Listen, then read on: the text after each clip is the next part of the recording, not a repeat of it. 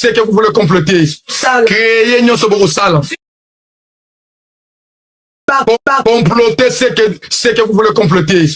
Créer nyonso boko sala.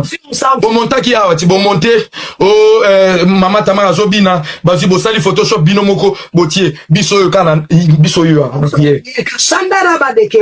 Et ça n'a pas esprit faible te o ba ko céder na yango bazate. O bazaba Eli bazaba Eli. Oh, bazaba élite nde boko lukabo remporter bango. Mais je prie par le nom de Jésus-Christ. Ramène le cœur. Que le Seigneur ramène le cœur. Que le Seigneur ramène le cœur. C'est la biso. Bateau, bakei, kolozongi, c'est la biso. Pépé. Seigneur. Mou pépé. S'il te plaît. Pépé réveille à le sambo. Mou pépé réveille à le sambo. Et ça va se soulever bientôt. Amen. Mou pépé à le sambo. Amen. Et d'ailleurs, nous allons commencer à prier. Tous les jours. Tous les jours. 12 heures. 22 heures. 12 heures. 22 heures. Maintenant, pour créer ma stratégie, ma parole, vous êtes en train de faire la promotion. Amen. Pendant que vous le Seigneur va s'en servir dans votre malignité. Amen. Le Seigneur va s'en servir dans votre malignité pour augmenter encore la foi de l'enfant de Dieu. Amen. Bana nzambe bako cédete. Amen. Ba Eli nzambe bako cédete. Amen. Onyo sokoya na yango, yaka na yango. Amen. Zala lo bano lo kwande wa lo baka orozwa kara ya Kabila. 12. Orozwa 12 ya Kabila. Tiamo kata place au tiamo internet.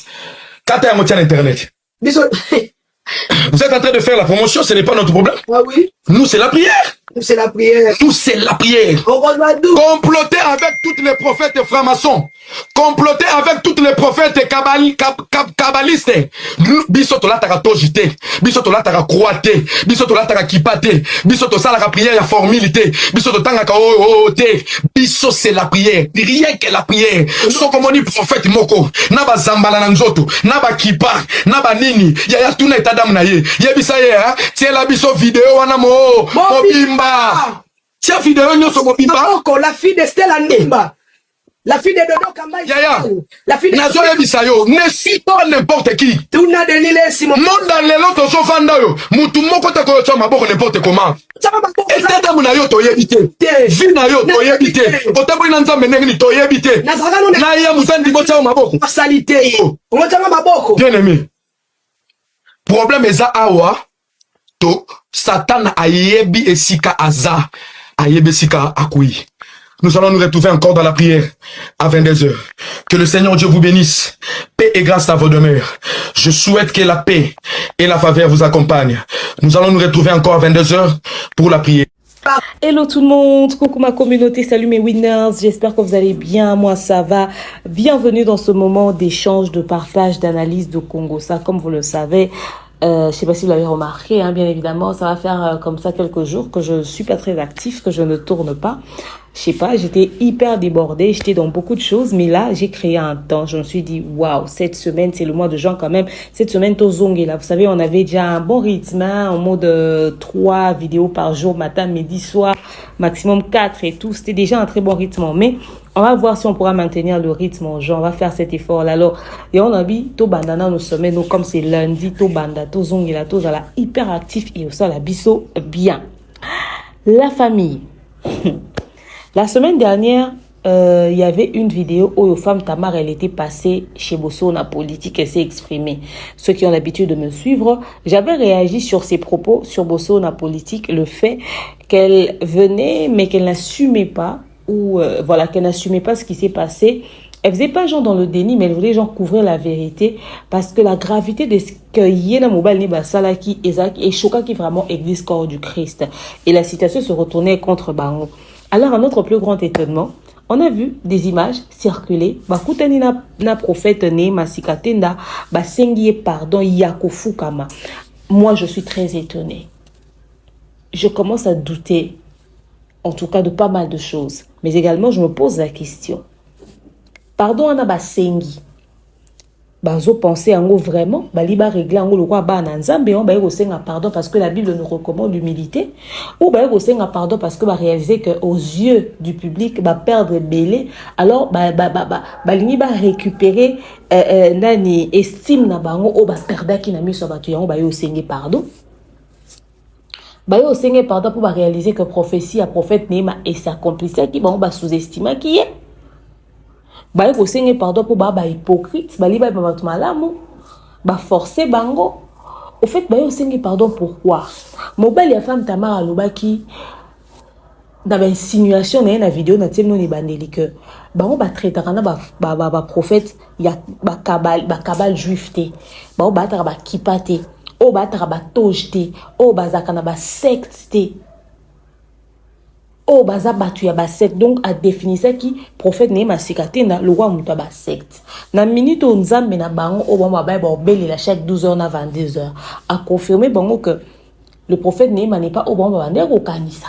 Parce que bango ton basa qui sorti médiatique ba si biso peuple de Dieu que prophète Néma zay mutu mabe bango ba batu malamu. Il fait pas ça nzambe o ya femme tamana mobile ne confiance parce que pasteur sikate na aza suspect et peuple de Dieu comme on a prophète Néma le roi mutu mo ya suspect na bana na bango mo ya ngomba pas comme on a prophète Néma le roi mutu ba kabal juif ba comme on est le kola mutu ya ba franc-maçon parce que là tarabanzambala selon bango alors na minute oyo bazo ko induire peuple de Dieu na mabe to ba se remettre en question et ba moni que bango de baser dans le faux. Il y a un détour là tout au long de cet élément. Parce qu'il faudrait que le peuple de Dieu puisse être fixé, puisse être orienté. L'ikamo et samaki, la situation ne se limite pas qu'à un niveau na bango. Et comment qu'il a un niveau qu'on touche l'église corps du Christ. Et celle que les chrétiens ont une position. Batumsu bazoya position prophète Néma pour baebi bandakala. Bamsu bazoya position femme Tamar, likolo ngomba. Bienvenue dans l'univers de l'expert en fait de société, bienvenue dans l'univers du Congo. Ça est bienvenue dans l'univers des analyses intelligentes, mais surtout sans filtre. Parce que ici, nous disons les choses telles qu'elles sont. Bienvenue chez votre coach que je suis, la légende de Meonyang Yumkosi Ata, le l'hymne national, la procureure des médias, la juge suprême des médias, la chef d'état-major des médias, la maréchale des analyses, la congosseuse de 4K. Bienvenue dans ma zone de turbulence, bienvenue dans mon haut lieu. Bienvenue à vous mes winners, la team des invincibles, le gouvernement malaise, le gouvernement Panzi Likolo, le gouvernement Lipois. Installez-vous confortablement, likez, commentez, partagez. Et tout l'underspot publicitaire, tout se retrouver juste après. De nos jours, l'hygiène intime est une priorité. Voilà pourquoi Maliane vous propose des produits d'hygiène intime à base des plantes naturelles, testés et approuvés dans les plus grands laboratoires dans le monde. Maliane vous propose des thés de fertilité pour hommes et pour femmes, du thé pour bain à vapeur after accouchement pour soulager les maux de dos, gel intime pour hommes et pour femmes, produits pour les règles douloureuses, fibrome, endométriose, polykystie, myome, resserrement du muscle du vagin, trompe bouchée et j'en passe. Vous avez également des produits qui vous aident dans tout autre type de soucis gynécologiques que vous pouvez avoir. Ceinture abdominale, vous avez les protège-slip, les bandes hygiéniques et tous ces produits sont disponibles sur notre site www.maliane.com. Passez vos commandes à travers notre numéro affiché directement à partir de notre site et vous serez livré partout dans le monde. Maliane pour une hygiène intime parfaite. Voilà, j'espère que vous avez suivi notre merveilleux spot publicitaire, la famille. Toujours les produits Maliane, toujours les produits Maliane. Alors, Tap Sandela, le code promo demeure, comme vous le savez, téléchargez l'application, installez et recommandez-le à tous vos proches. Bénéficiez de tous les avantages de Tap Sand. Osez une tournée africaine, n'est-ce pas? Pour l'année 2025, la famille Maman Daniel Sassou et Madame Sephora Kojo, lancez les biso conférence Moko, n'est-ce pas, comme elles ont l'habitude de le faire, bien évidemment, pour nous aider biso à renforcer ma capacité, n'a biso qu'on renforcer ma savoir, n'a biso surtout qu'on aider biso dans une bonne décision, qu'on ça un bon choix, qu'on former puis qu'on aider biso dans à transformer. Alors pour l'année 2025, la conférence Oser et Zorobanda, venez ensemble, nous allons oser, on va prendre des bonnes décisions, on va, n'est-ce pas, faire à ce que cette année puisse être meilleure. La tournée africaine débute au Congo-Brazzaville ce 5 juillet 2025. Ça, c'est les points de vente et tickets. Bon, ça déjà, réservation, nabino, bobengi déjà, proche nabino, réservation. Venez vraiment nombreux parce que cette conférence va énormément contribuer au bisoto on a besoin et au dépasser même attendre comme vous le savez bisokuna est raté avec maman Daniel Sassou, n'est-ce pas? Alors on va commencer notre sujet du jour. La famille, comme vous le savez, ma boya na réseaux sociaux biso to aka opesa ba vie na biso. Il est vrai qu'on peut prendre, comme tout humain, une position, un penchant. On peut décider de soutenir quelqu'un parce qu'on a estimé que c'est cette personne-là qui a raison. Okay? On peut aller dans le sens d'une personne. Et tant on m'a dans les réseaux sociaux, bisopé, na ba analyse, na bisoto réussi, ça a influencer bateau. Sans qu'on le sache. C'est-à-dire, na position na zui, na modèle na saleli analyse na cause en équilibré des deux parties. Mais na ba propos on a tenir sur partie moroto mususu et permettre que muto azolandanga à réfléchir. Alors le coup de keboy, c'est que normalement na ndenge na landeli analyse à demeure, je pense que nga position na faut dans les atels. Ndenge na landeli analyse à demeure, je pense que position na faut et ken des atels. Alors, biso pe ba eto sara ba analyse. Tant mo présenter biso ba fait. Ba élément aux à disposition na bino biso to vandi to sali siko lecture ya likambo bino bo présenter biso tant so to vandi ça analyse tant ça l'introspection biso pe to ko zo pe position parce que boy botala niveau oyo ba problème e comme na communauté et ça là que biso pe to kinde na to sumuka par la même occasion c'est-à-dire ngana pesi analyse nanga et permettre que na influencer mutu sans que je ne le sache ou peut-être involontairement des balubaka mutu batu baza influencer imaginez-vous ce que to tindi batu ba se révolter contre serviteur to servant de Dieu moroboy batu bazu position ça dit que ba rejeter homme de Dieu moroboy ba rejeter mutu azana appel azana grâce parce que biso to influencer ba ya wana tant boya kana réseaux sociaux na ba problème na bino bosenga pe sagesse ya Saint-Esprit parce que bozo drainer ba foule bino moko déjà o bo sali et memi batu biso peta on tozu pe comment ba petite communauté na so ta ka biso et memi pe sous batu ba pardon tant boya ko senga est-ce que réparera pe ba dommage wana. Pour comprendre pourquoi on a posé question. Comme vous le savez, femme Tamar a bendana qui n'a pas prophète Néma Sikate na Angola. Akenda ka Angola, ba komi kuna na Angola et komi likambu yake esika prophète Néma osa a prié en ende ska ifo beta concert. Asimbi micro kuna po ke koloba, apesa annonce que azan un concert a boudé prophète Néma. Les vidéos sont sorties sur les réseaux sociaux. Prophète Néma a opessé prophétie azo boudé, aligné prophète Néma a imposé, sope maboko tout ça. La vidéo devient virale sur les réseaux sociaux. Nous, le peuple de Dieu, nous, les chrétiens, nous, les membres de l'église corps du Christ, nous, les téléspectateurs, les consommateurs, il y a banze moi femme Tamar, biso to séparer la femme Tamar to moni en tout cas betseb so libaku.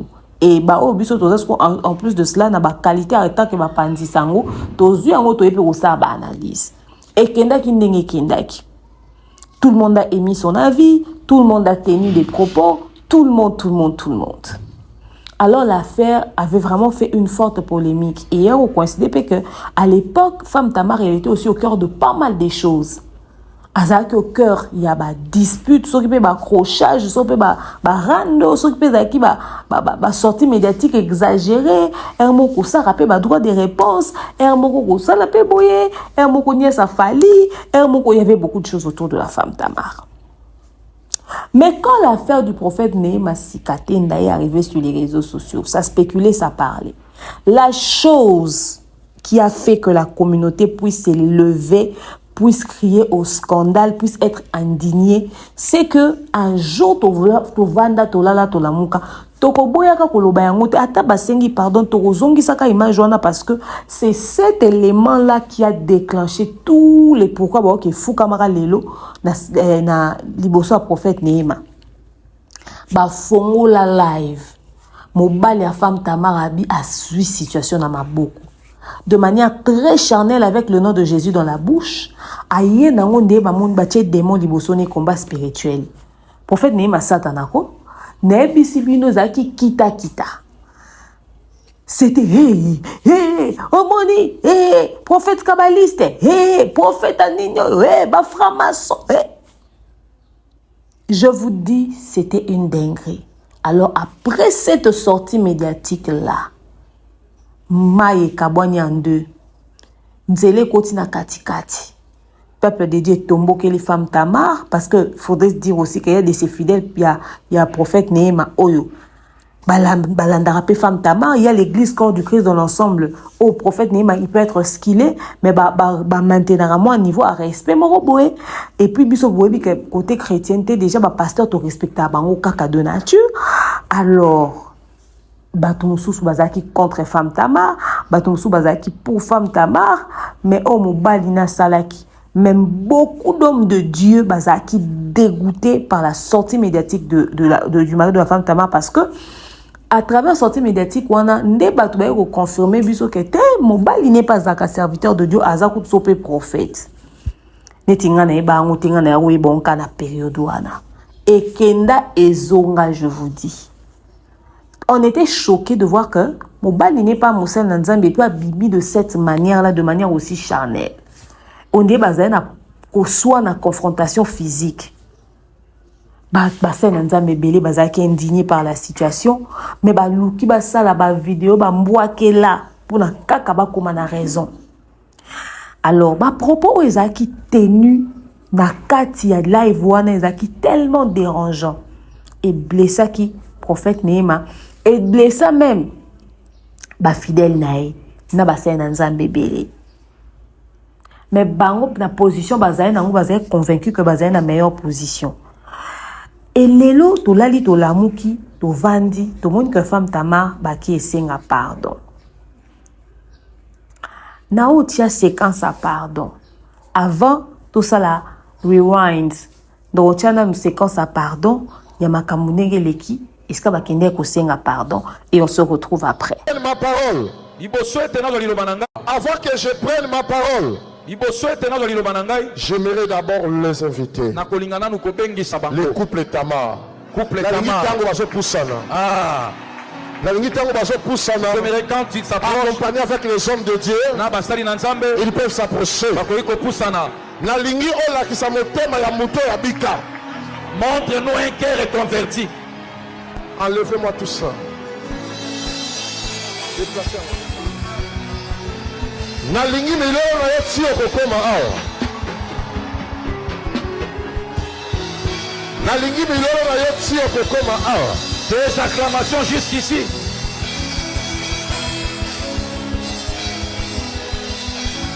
Je vais aussi leur écouter. Église.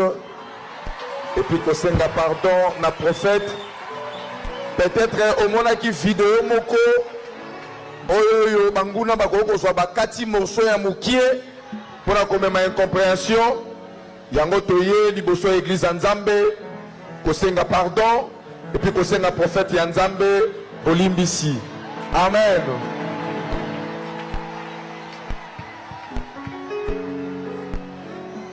Motema eza motema ya libanga te, motema ya banyama te, eza motema ya mwana Nzambe. Boyamba pardon na biso na motema mobimba. Amen. Toute l'église, Ecclesia mobimba, élève les mains ici. Tombola loboko. Approchez. Mettez-vous à genoux, je vais prier pour vous. Élève les mains ici. Tombola maboko. Vous qui tous qui est là, élevez les mains. Vous allez déclarer le pardon, la miséricorde de Dieu. Même tous ceux qui étaient offensés partout dans le monde. Moi, le serviteur de Dieu. Et le couple Tamar. Nous vous demandons pardon. Élève la voix, prie. Prie. Que la compassion de Dieu, tous ceux qui ont perdu dans ce combat, ça doit être restitué. Que la puissance de la cour fasse le travail dans leur vie. Une nouvelle richesse, une nouvelle gloire, l'argent, que leurs ennemis soient soumis sous leurs pieds. Au nom puissant de Jésus-Christ de Nazareth, Partout vous écoutez le son de ma voix. Partout dans le monde. Vous qui êtes offensés de la croix de Jésus-Christ. Amène la compassion dans ces couples. Remets-les dans vos cœurs. Remets-les dans vos cœurs. Remets ces couples dans vos cœurs. À travers la puissance du Saint-Esprit, nous déprisons toute puissance du ténèbre, des principautés, du pouvoir, des princes de ce monde du ténèbre, des esprits méchants des lieux célestes. Nous déprisons leur puissance. Nous libérons la victoire. Nous libérons la paix. Nous libérons les succès. Nous libérons les faveurs. Au nom puissant de Jésus. Et le Bibakasi, amen. Comment faire pour l'éternel? Na kanisa qui va voir milolo na yo. Amen.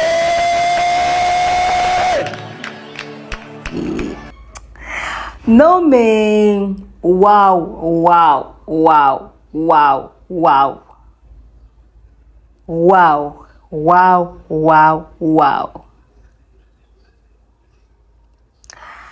On dit maté que la femme tamana mobile nende bafukami. On dit maté que la femme tamana mobile nende bafukami. Femme tamar a kenda na Angola pendant que le prophète Néhémie a été en plein exercice de ses fonctions. Na miswa bana na ya bandimini ya ba fidèle no ba croyara na e. Attitude la femme Tamar est choquée batu. Même biso to mona na vidéo to zala choqué.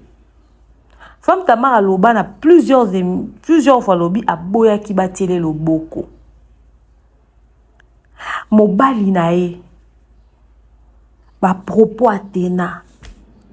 Na olinga lokwa to moni humilité to sepeli to beti maboko to ki na prière.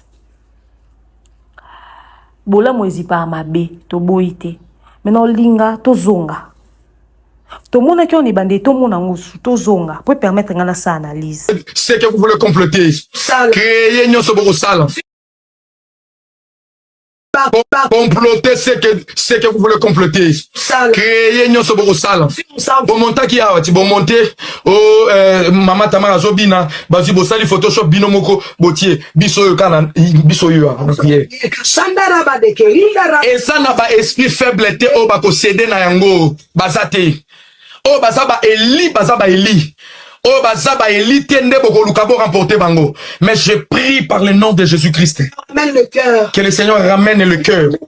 Que le Seigneur ramène le cœur. C'est la biso. Bateau, bakei, kolozongi, c'est la biso. Pépé. Seigneur. Mou pépé. S'il te plaît. Pépé réveille à le sambo. Mou pépé réveille à le sambo. Et ça va se soulever bientôt. Amen. Mou pépé à le sambo. Et d'ailleurs nous allons commencer à prier. Tous les jours. 12 heures. 22 heures. 12 heures. 22 heures. Maintenant, pour créer ma stratégie de niveau bandokata, ma parole, moko. Pendant que vous êtes en train de faire la promotion. Amen. Pendant que vous le Seigneur va s'en servir dans votre malignité. Amen. Le Seigneur va s'en servir dans votre malignité. Amen. Pour augmenter encore la foi de l'enfant de Dieu. Amen. Bana nzambe bako cédete. Amen. Ba Elia nzambe bako cédete. Amen. Onyo soboya na yango, yaka na yango. Amen. Zala lobano lo kwande do lobaka orozwa kara ya Kabila. 12. Orozwa 12 ya Kabila. Tiamo kata place au tiamo internet. Kata yango tiamo internet. Vous êtes en train de faire la promotion, ce n'est pas notre problème. Ah oui. Nous c'est la prière. Nous c'est la prière. Nous c'est la prière. Comploter avec tous les prophètes francs-maçons. Comploter avec tous les prophètes kabbalistes. Bisoto la taka tojite. Bisoto la taka croate. Bisoto la taka kipate. Bisoto ça la prière, il y a formalité. Bisoto tanga ka te. Biso c'est la prière. Rien que la prière. So comme on dit prophète moko. Naba zambala nanzoto. Naba kipa. Naba nini. Ya tuna etadam na ye. Ye bisa ye ha. Tiens la biso vidéo wana mo. Mobimba.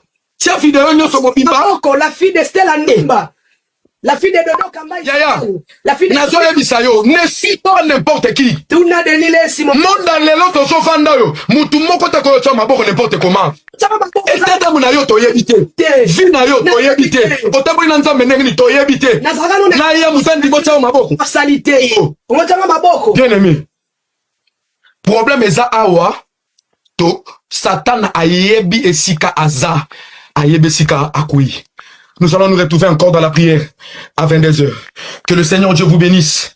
Paix et grâce à vos demeures. Je souhaite que la paix et la faveur vous accompagnent. Nous allons nous retrouver encore à 22h pour la prière. Botala énergie oyo mobali ya femme Tamara dégagaki. Botala humilité wa bimisi na podium. Akoko suka peka na pardon te.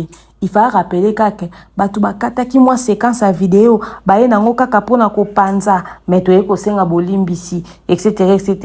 Boyda boy tout ce qui a été dit. Mais bota la vidéo o emima dislocation. Vidéo ku ta femme ta mère ebima ke choqué ka batu ko ka oleka. Mais oyo mobali na salaki nde ako panza église corps du Christ. O mobali na salaki nde yaki ko détruire. Nde yango yaki o détruire. Yango baloba même na Bible oyo bima na kati nde zaka mabe koleka. Regardez les propos que le mari de la femme Tamar avait sortis de sa bouche. Lelo na moni bae o senga pardon. Même nous l'église corps du Christ, le peuple de Dieu, on passe à autre chose. C'est fini, c'est passé, c'est bon. Mais qu'est-ce que j'aimerais dire dans mon analyse? Nalina loba boye. Ngana loba ngona bato. Ngana linga o senga pardon te. J'ai du mal à demander pardon. Ça veut dire que conscience nanga, âme nanga, conscience na subconscient et reprocher que j'ai tort. Il y a une différence entre présenter des excuses et demander pardon. Bah excuse te présenter en souvent. Ah, et là au moins boya malentendu to incompréhension to te présenter bah excuse. Mais pardon ezaka et là quoi ma casse. Moi surtout comme la niveau aussi ngana pardon. C'est que dans ça là ni ma bé ya dégâts. Pardon ezaka moment ya simple te. On évite à tout plutôt bien sur le même qui a se présenter ben excuse mais surtout comme bébé dans un niveau que et c'est un pardon moi on a pardon et comme ma b et comme ma b pardon zara ma b ma kasi pardon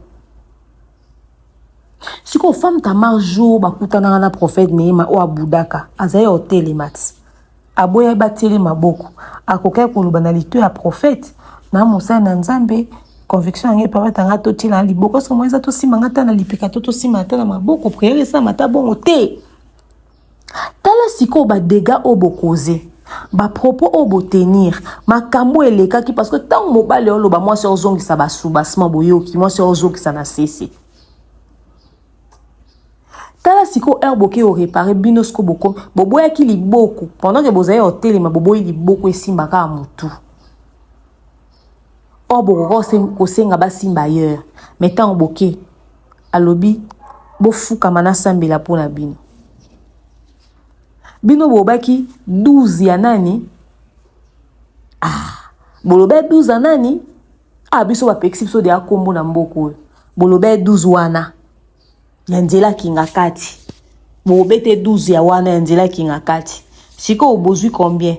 C'est-à-dire 12 wana bino bolobe bozaye hotel mais mettons boyo senge pardon bino tu fais bobete 12 anzela kinga kati bomoni que devant la présence de Dieu tout genou fléchi tout genou siko bino na ye na za prophète mabe na za prophète malamu na za musa na nzamba mabe bozaye hotel mais mettons boye vers bokomi ofukama ay si bino bofukama pe bofukami parce que boyo lukapet o pe bokokepe ko luka on kande bozaye debout hein. Fallait pas qu'à beaucoup ma position on est au fou quand même. Pepe baluka on peut y débouter. Peut qu'à faire qu'à ils appellent qu'à genoux. Bozo monde. C'est-à-dire Saint-Esprit faut ça la nakat. Boza ba humain. Ba c'est dans ça mais ba humain. Eh bino ba ndimitant boza na l'église bon on a ba pasteur le quoi ba Dieu. Rappelez-vous toujours que c'est des humains. Bon ils ont failli. C'est-à-dire ils avaient le choix entre faire les choses de telle ou de telle autre manière. Ils avaient le choix. Ils bénéficiaient de cette liberté-là. Ils avaient la possibilité de décider. Mais regardez comment est-ce que les choses ont été faites de la mauvaise des manières. Boya qui debout, pourquoi qu'on soit décision tout en étant debout. Mais l'excès des ailes, gloire et les cas qui succès, les cas qui combattent, les cas qui m'a péqué, les cas qui t'as ce que vous comme la position à genoux. Et si vous mettez-vous à genoux, vous se mettre à genoux. Nga loba na femme tamana biyo ye lobby. Si katenda tozani banda kala, za vra za fo tozani banda kala. Même devant l'église corps du Christ, respect attend pour l'ancienneté naï. Na loba on analyse à liboso na salaka. Mobali ne to ebiete. Moi si vous tunda sali kombo na carrière prophétique ango. Oh, bisika ba wuti to eba ote tadam na ba to ebi. Tebi no tadam na no to ebi. Tala mobali ya femme Tamar. Mobali aza mutu oza keska moi si okoko régler likambo te mobali ya lobi likambo ya porter paix. Comment est-ce que mobali ya yemba la moko mobali ya tomoli likambo mati. Et mati. Soi-disant prophète, ayaki na kimiate, a un orgueil. Orgueil au mobile femme Tamar aza o sala. Et ça orgueil en fonction de la succès au moins si nazana. Namboka au mobile femme Tamar asia salini. Asia salini, to ebi été, to ebi peta dame na été, to ebi qualité na qui serviteur de Dieu. To si to réparer, mais to lobakaka. To ebi été. Mais tala ndenga linga baby c'est la moi si musala. Webi ke soki ezaki pena ke l'église est belée. N'est-ce pas ça qu'on a pasteur mort à la borne? Est-ce que vous voyez que l'église sur la borne est kangele porte? On est RDC sur l'église à la borne et kangele porte. Et ben combien d'extensions? Vous voyez combien d'extensions? Si maintenant dis-toi que l'église à la borne et kangele porte. Allez l'église sur la borne et kangele porte. Est-ce que l'église est influencée par l'église de quoi il y a la borne? L'église est presque dans le principe à n'engue moko. Église de quoi il y a pasteur Marcelo Ezoaote. Église à Philadelphie Ezoaote. Ben d'abord église monte mais bon là. Pasteur, on a vu au respectable. So ba kene bo biso yambi été pour encourager le mal. Il y en a ba chanteur gospel les belé ba kangela ba porte l'église à la borne et ba se retrouver pe kana l'église mususu kangela mon porte. Vous comprendre? Au subir peut la boycott spirituel, c'est-à-dire ba boycotter on a Deutéronome na monoko, ba boycotter on a Lévitique, ba boycotter on a Sophonie. Vous monde? Non. Likamwane koka zape bongo mais solution RFA que ça résolu pour régler on est mususu. Mobile a juste succès moi si atina mapeka aliyenda yo leka.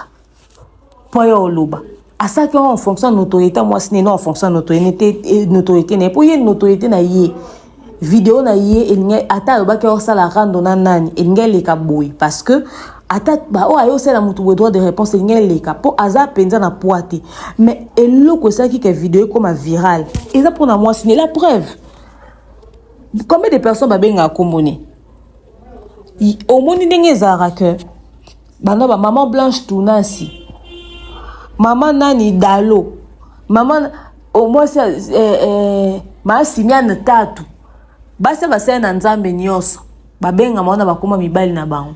Est-ce que boyebi kaza seul mobile neneti maman langi maman langi kutu maman langi azo sa succès koleka papa langi mais ba omi balé basé na visibilité mais c'était maman langi mais olangi comment ne mobile ni même maman langi tina sa mabele to benga nga na ebata komba maman langi ya famille na bango te même peut-être o chone de komba famille na bango mais maman langi to benga olangi comment mobile ni aza seul mobali oyo babenga jamais mwasi na komboni babenga ye na kombo mwasi. Imaginez-vous que bato babenge papa Tamar. Or déjà femme Tamar aza na Bible azala déjà mwasi mais ye mobali babenga ke papa Tamar. Or vivre une existence ya mwasi na ombre ya mwasi aidaki mwasi te. Même temps bazo telemisa bango na prophète Nehema boyokati prophète Nehema abinani couple Tamar. Or, logiquement, quand on parle d'un couple, balobara couple, comme on est Kalama ou Kalema, je pense, couple Kalema. Comment est-ce que vous avez un couple Tamar? Aota mwana kombo mwasi. Allez, azwa qui peut visibilité, succès dans l'autorité, moi ça tient dans ma pécatele, mais il taklele en prophète Nehema. Tosuki wapi. Tosuki wapi. Ba sentir. Ba sentir. Biso na mboko to vanda mobali ya maalombo pa Christian. Aza mobali ya maalor. Maalombo nga oyemba banzemba ba bazwana papa Christian tia kango na kati kutu na ba clip lokola ba mokonzi azali oyo bagumba melaka Papa ngonga papa Christian. Yemo kunde ba mona na vidéo. Mais maman lombongo nde azako za toujours mise en avant. Est-ce qu'azo ba clash te? Combien de batons sous baleka na émission ba déconner la maman lor. Biso sto moi papa Christian leki na émission yo loba. Jamais. Tout le monde en route. Est-ce que bat ba na souvenir pené à papa Christian mobile à maman lor loba na émission. Muto na souvenir nango. Mais mobile à maman tama aosa makambo roi mobile à ma 100 jours o a compta à ma bonza. Boy maman 100 jours. Agenda mobile na zaki partout na makama moi sinebo ba mona ka mona kai azora ba les devant kaya ma 100 jours il a la pam ngana koti na kata couple na bango te mais est-ce que boyebi keza ba couple mususu je ne dis pas que c'est le cas pour eux hein boyebi kana ba couple mususu soki o boyebi ko définir ba base dès le départ te mobile ko ça l'erreur que carrière à moi si peut chuter et ça sera difficile au monde que moi ça saler l'eau pour carrière mobile chuter parce que ce mobile inde muto on appelle les à ma casse plutôt ce mobile dans un appel à ma casse au monde que moi ça on s'est conformé mais on a du mal au monde que mobile s'est conformé par rapport à appel à moi si généralement ba mobile ba tira toujours ba si vers le bas hein. Tout le monde a bassé bassin dans un bébé que mon bal a tiré vers le bas.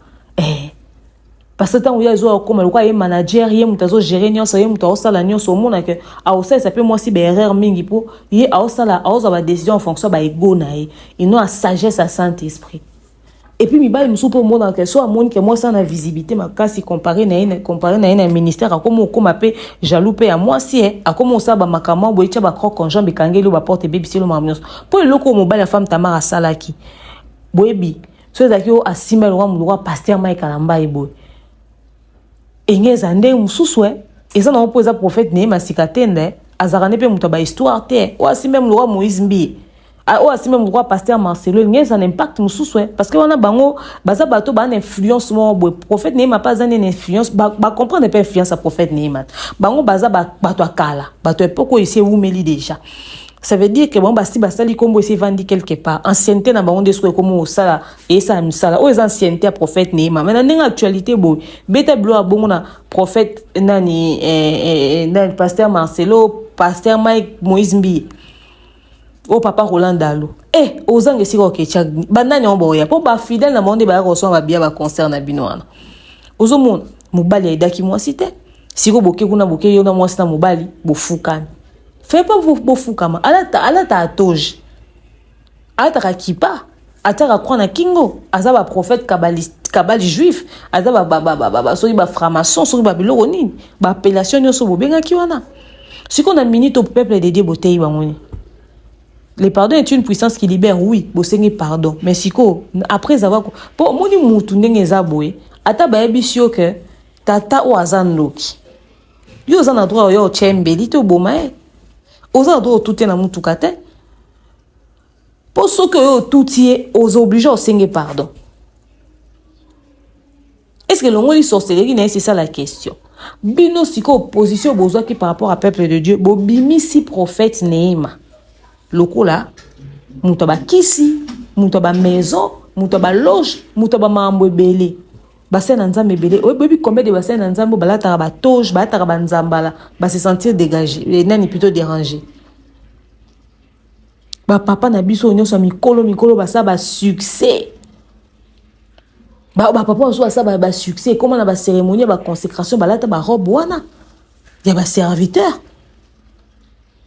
siko bomoni bobi regarde ni l'église na bango tali bango bo dénigrer bango parce qu'on a minute au message ni bo passer peuple de Dieu. Donc peuple de Dieu comprendre que vous s'est trompé. Vous ça les cher. Vous ça la live vous tourner volonté nzambé parce que bino so batuni bino il faut que tout na kanze volonté nzambé mutunyo so va agir à tout na nzambé mais no tourner volonté nzambé avant boyo poser ba acte boyo ko humilier un homme responsable boyo ko humilier visionnaire église mobimba. Orgueil c'est loko liboso mutu nyo se fa luka ko lutter na ngata ngayo na loba biso nyo se photo lutation yango. Et puis orgueil wana salami pour la femme tamarté ezaki moni femme tamaraza mwasi alinga faire faster mais pour na mobali na ya zena sima amoni kazaki pouvoir tala ba bloc ando beta na 7 so mobile aboa qui exposé gigi yé pa ya bimisi gigi mais les vidéos là resteront hein et qu'on rattrape pas ka bon on est il est l'autre ça les rewind tout ça les rappelle tout zong ici pour doit se souvenir ka aux monde bon Dieu peuple de Dieu une erreur combien de banba na nzambe basali ba débat ya blasphème à l'égard de l'homme de Dieu. Si autant bon ce ko bino bolati peuple de Dieu nini ke bondimi ko fou kamaliboso prophète kabbalistique prophète il y a franc-maçon bondimi fou kamaliboso na e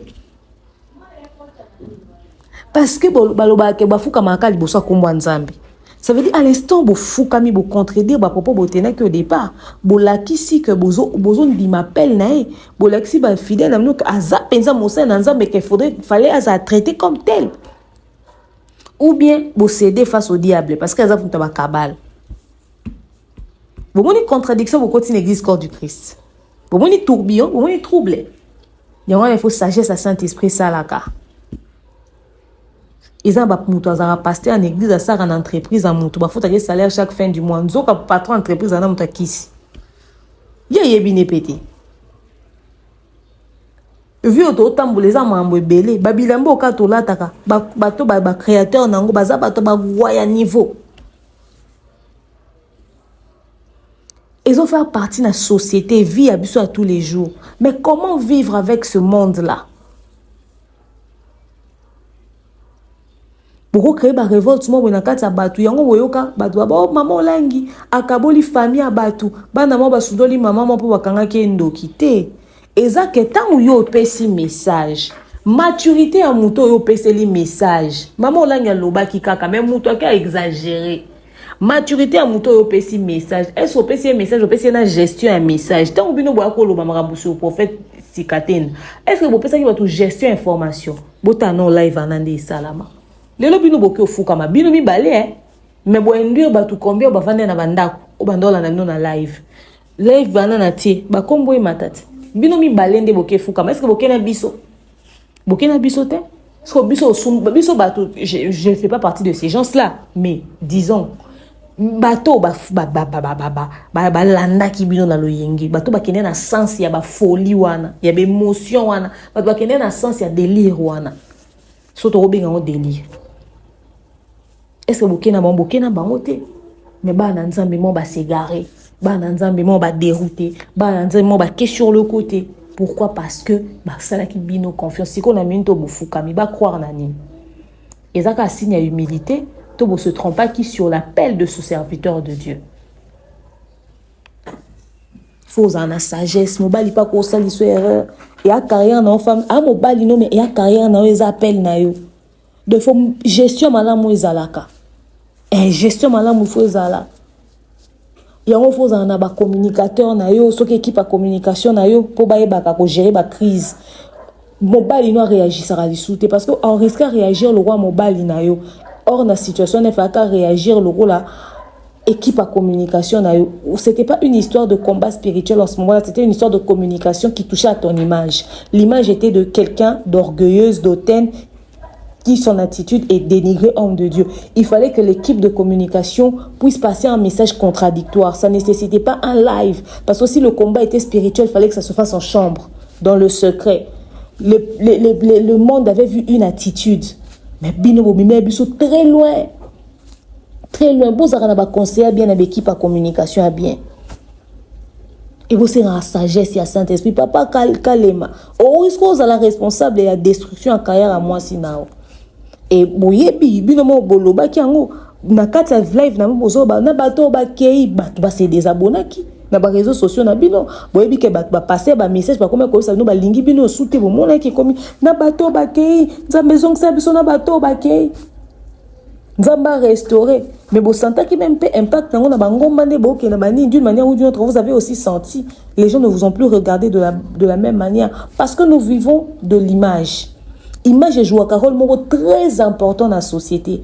Les choses peuvent être contraires, mais la manière dont les choses sont présentées est déterminante. Attitude à battre. Oui, toi, dans la communauté, mon batou, se contenter à la preuve. Se contenter à la preuve, kakate plutôt, je voulais dire. Il suffit même que babete mon cas, l'isolo, se laisser emporter. Hein. Moi, j'ai été victime de ça plus d'une fois. Et on m'a belé sur les réseaux sociaux. Preuve, n'a pas raté. Mon mot, demain, on a Zaraboy. Sur base de quoi, on va balobaki. On a sa preuve, na tiewana, ya mutu nyonso. On a sa preuve. Ya mutu nyonso, na zu na déposé na tiewana. Mais ngai likamuna nga mutu akoya na preuve te. Mais batu bandimi bazu yango ba changer batu akomo utambola nango. Combien de fois les gens racontaient des absurdités sur moi sans preuve ici sur internet? Combien de fois? Nako compté te.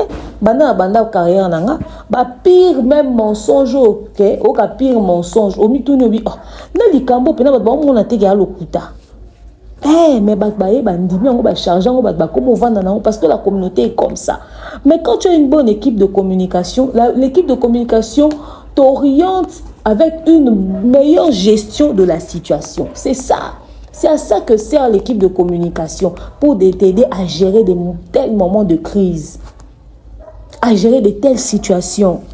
C'est à ça que sert l'équipe de communication. Des fois, qu'on travaille à Mobali, Oyo Azad doué te na domaine wana ezara problème. Moni Mobali a yebi domaine wana, ako ko aider a oye bandeni a dissocier, mais Mobali a ye na netibwe bino mbale boa ba. Est-ce que pa Tamar yemo so asali ngomba pa otoni sabat lokwa femme Tamar? Est-ce que pas Tamar soit sali ngomba yemoko otondi sabato kwa femme Tamar? Lelo nakala il fa sala ngo lelo soit sali bato boya poza mobali ya femme Tamar boye bi ke femme Tamar oya.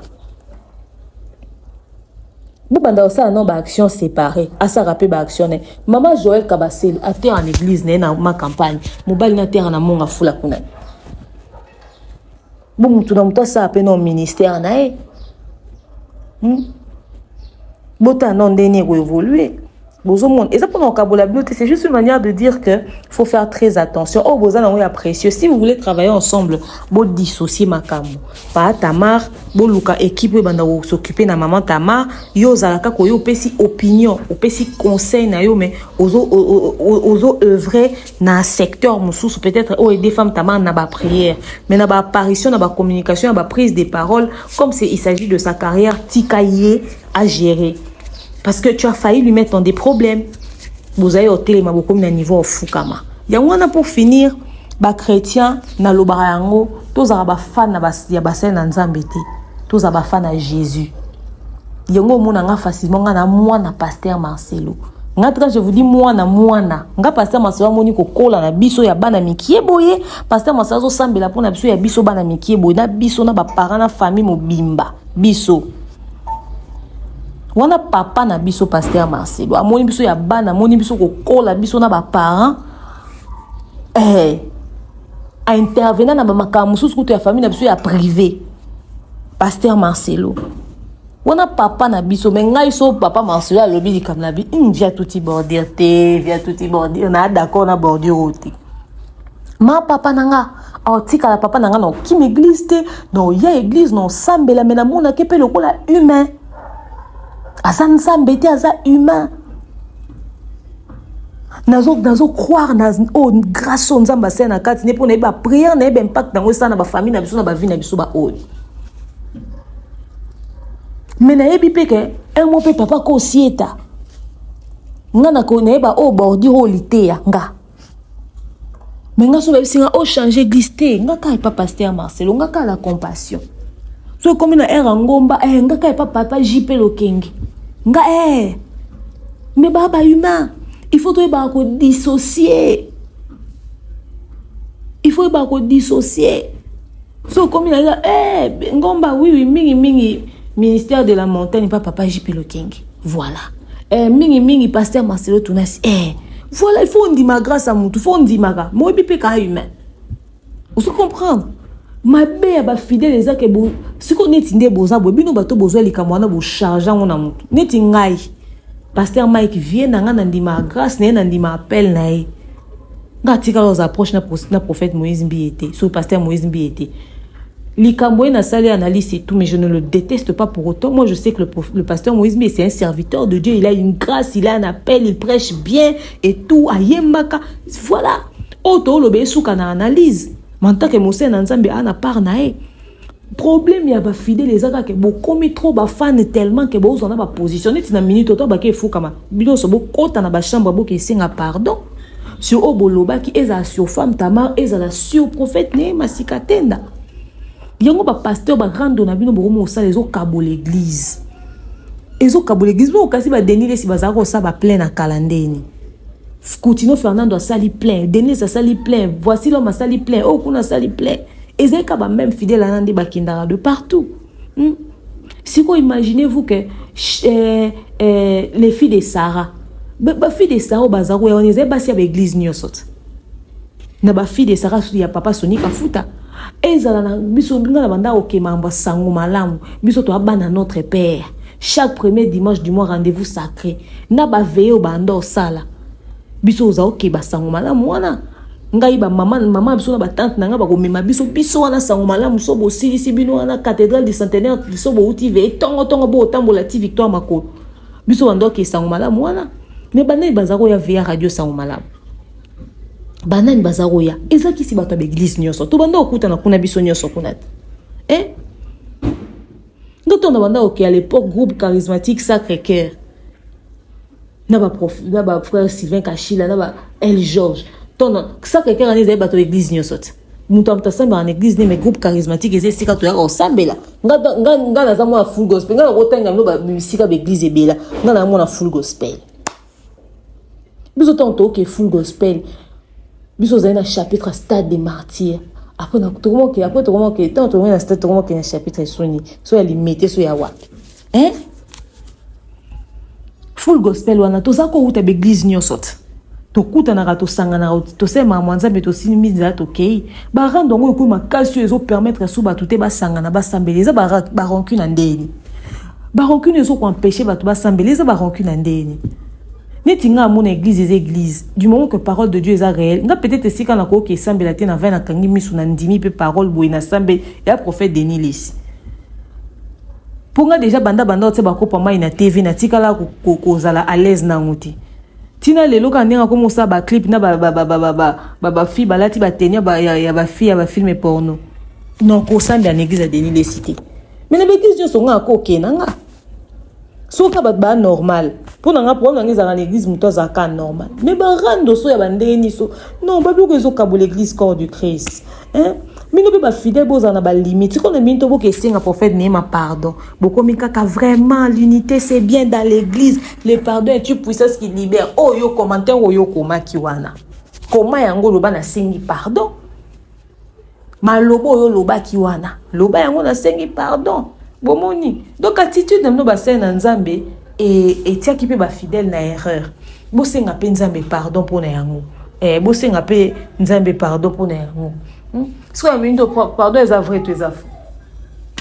Mais on dit que c'est vrai parce que voilà, et vous avez passé un ensemble. Vous présentez biso nani nema sikatenda comme un danger, mais voilà, so bino moko bo fukami. C'est kaza na épée danger aux monde. Donc voilà, la réparation moi ce que j'aime, c'est que ça que bossa qui réparation moko en privé et tout ça ba to ba moniter to ki on a li solo. J'ai aimé le fait que c'est filmé, c'est en public.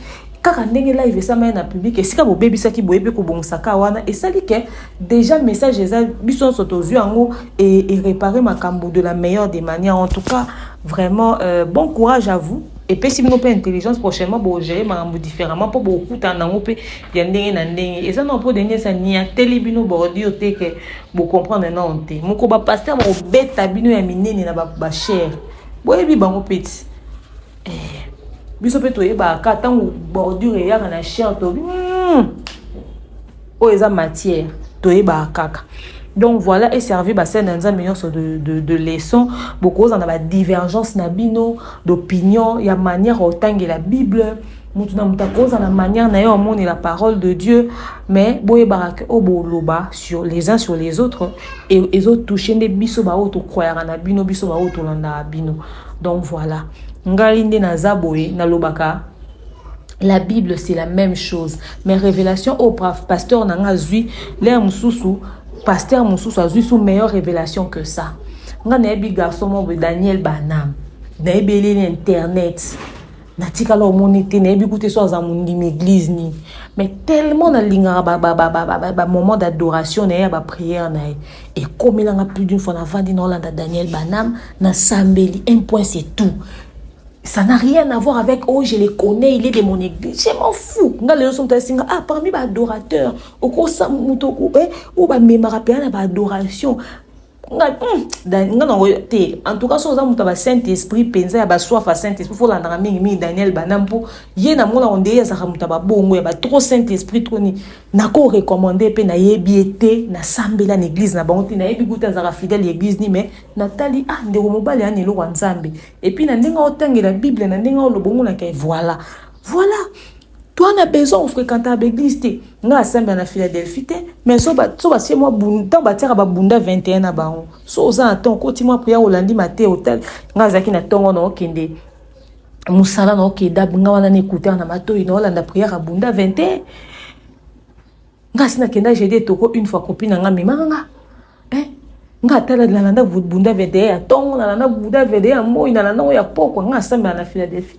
C'est-à-dire bisonné to za boto rosa to sambela na babitonga na binote mais to landa binote o sambela ba mamla nga sambela ba prière ba te belé ata ba pasteur Moïse mbi na landa ba maté à pasteur Roy Bondo ça n'a rien à voir avec pour la majabu gospel mais na landa ngo ba exhortation na ba prière na o kwe na ngo landi voilà parce que la prière c'est pour nous tous révélation pasteur tel azute pasteur Moussou Soza na kotanga ba exemple ba pasteur rebelle.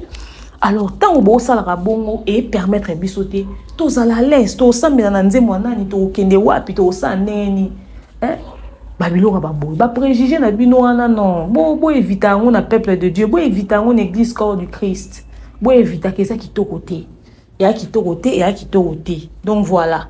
Enfin bref, l'unité, c'est bon, boyo kani, nous avons pas ça nous sagesse, il y a gestion sur quoi il y a likambo. Et tout, et servi peu de leçon à bassin dans Nzambe Moussoussou, et puis voilà. Après, l'obiso, boye, sous-sous, tout, y'a la banaliste, au salaka, moussa, na biso, rayangwana, et puis voilà, quoi. Donc, bref, la famille se sont réconciliés, se sont demandé pardon, et puis, bon vent à eux, hein, n'est-ce pas? Alors, vous donnez-moi votre avis dans l'espace commentaire. Avez-vous trouvé la démarche sincère? Est-ce que cette démarche a des inconvénients? Est-ce que ça aura des conséquences à long terme? Est-ce qu'on a nuance? Vous pouvez s'en avis dans l'espace commentaire. Sinon, d'ici là, portez-vous bien. Rendez-vous car on a conférence Nabi soit osé. Et puis voilà, à très bientôt. Bisous. Oh,